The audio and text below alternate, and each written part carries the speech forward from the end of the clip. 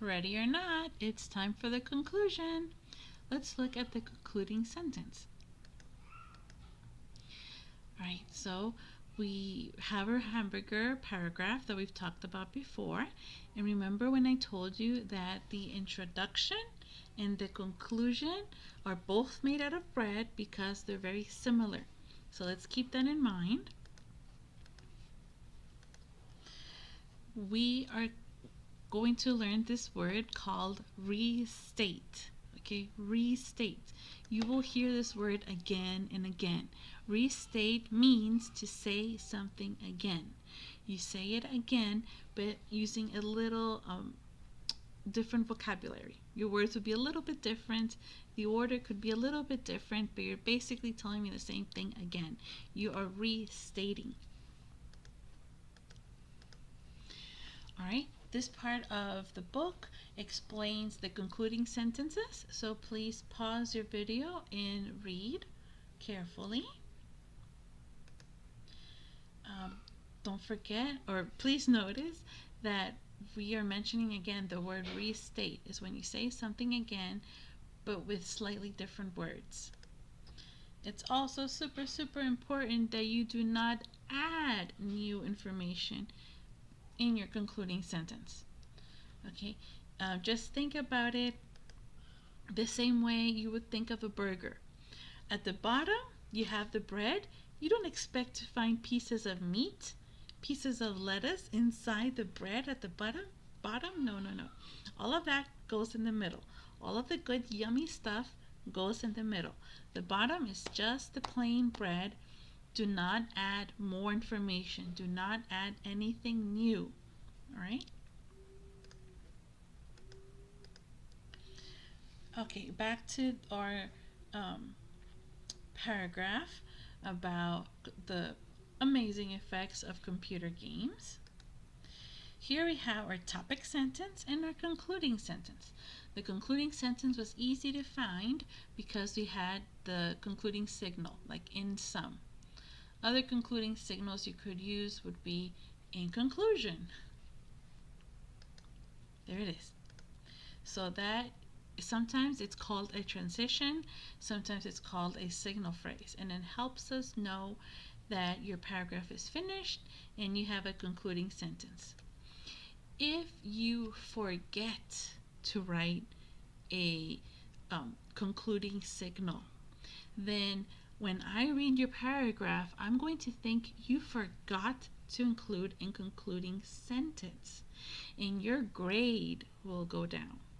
Okay, so it's very careful that you have that signal so that when I'm reading it, and your classmates and your other teachers, when we are reading it, we understand that you are finished and that this is the concluding sentence. So always try and add that concluding signal at the end.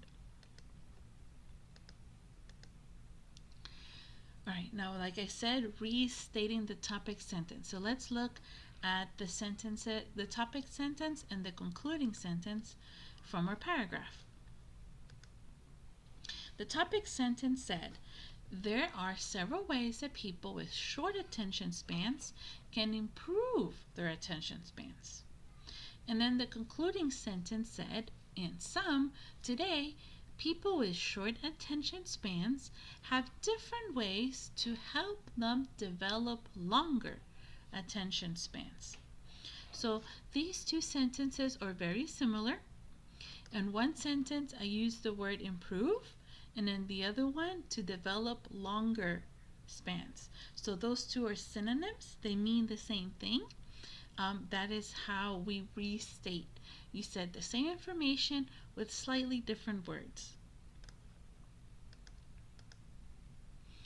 All right, so here we have activity 3.14. Please pause the video, look at the topic sentence, okay, and then try and find which answer is the best answer, or which concluding sentence would be the best concluding sentence for that topic sentence.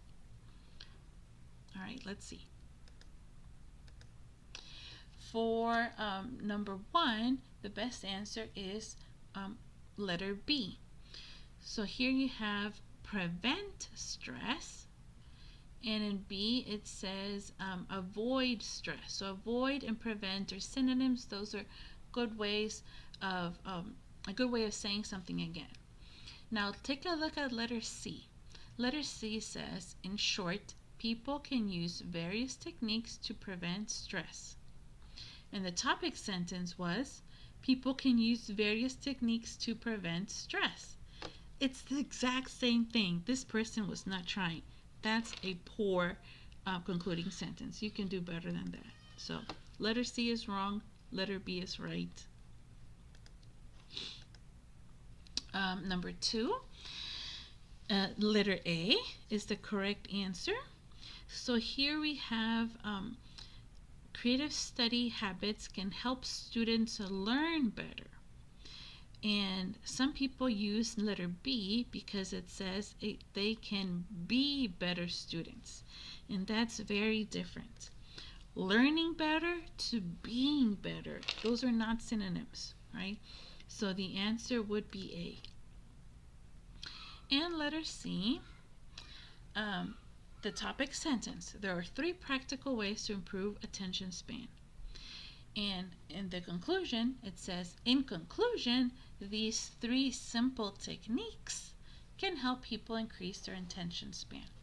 So we switched from practical ways to simple techniques, and from improve attention span to increase attention span. So we only changed a little bit, but that's all you have to do. Good job. And once more, if you are confused with anything that you saw in this video, please don't keep it to yourself. I need to know, okay? I need to know if you're confused. Just stop this video, send me an email right now.